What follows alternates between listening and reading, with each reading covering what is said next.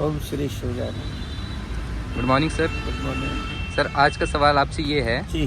कि जब teachers college में आते हैं जी। तो यूनिवर्सिटी किसी प्रकार का कोई परिवर्तन अगर करती है, जैसे बायोमेट्रिक या साइंटिफिक मेथड लेके आती है, तो जी। टीचर उसका विरोध क्यों करते हैं? भैया बहुत ही पेचीदा क्वेश्चन पूछ रहे हो।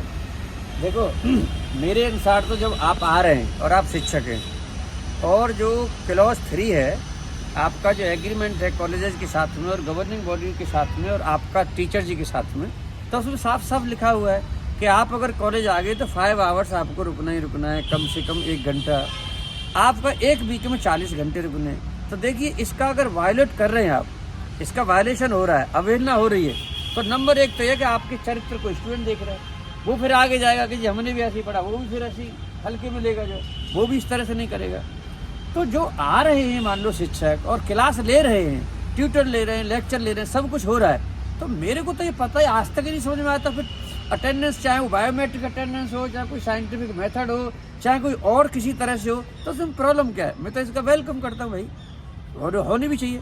प्राइवेट सेक्टर में चले जाओ ना, प्राइवेट सेक्टर में एक बार आपको पंच हो गया आपका अटेंडेंस जो है, तो आप 5 बजे जब ही निकलोगे, जब आप उसमें उसी में पढ़ना स्टूडेंट। अब यहाँ पे क्या है, एक तरफ खून पसीना बहा रहे हैं शिक्षक, पूरी मेहनत कर रहे हैं, 40 घंटे भी देते हैं, 5 घंटे भी देते हैं, उसके अलावा भी आ रहे हैं और भी काम कर रहे हैं, और एक तरफ आराम से कोई किसी राजनीति के उसमें प्रचार कर रहे हैं, कोई किसी संगठन में काम कर रहे हैं, कोई प्रॉपर्टी डीलिंग का काम कर रहे हैं, कोई कुछ कर रहे हैं, कोई कुछ कर रहे हैं, कोई अपनी फैमिली में ही बिजी हैं।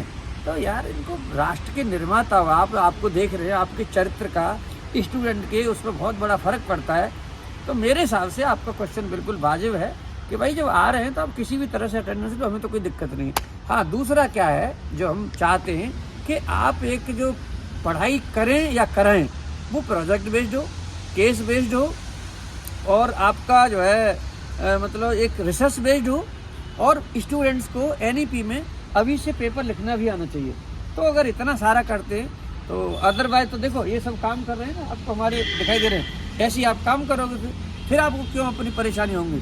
तो हमारे हिसाब से आप ईमानदारी, हक अधिकारों के साथ में अपने कर्तव्यों का ही पालन करना ही होगा। समय गया भाई साहब, देखना जरा, वो तो 2024 के इलेक्शन है, इसीलिए सरकार थोड़ी सी आपको लीनियंट है, अदरवाइज तो सरकार के रुतबा जब देखना सरकार क्या होती है और आमूल चूल परिवर्तन एजुकेशन में क्या आएगा ये देखना चुनाव के बाद। थैंक यू वेरी मच, नमस्कार।